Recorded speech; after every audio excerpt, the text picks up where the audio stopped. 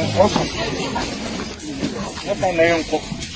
Go on, and I'm one. You have to select your gun. I'm passing. Daddy, when you don't pay,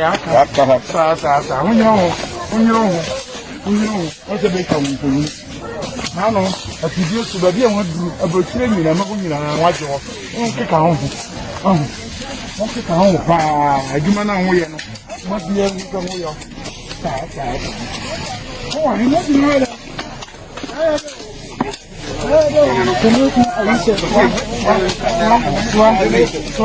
Hey! And then back you were you town come on to yes, I can't talk on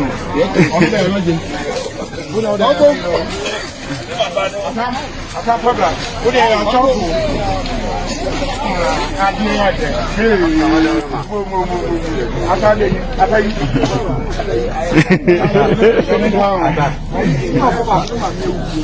Oh, Kafla, hey, swat, young Munya.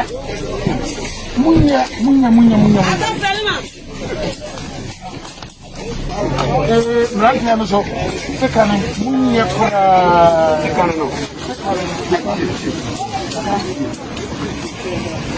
I for it.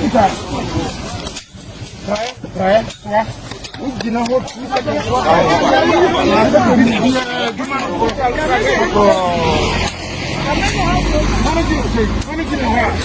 Oh, sorry.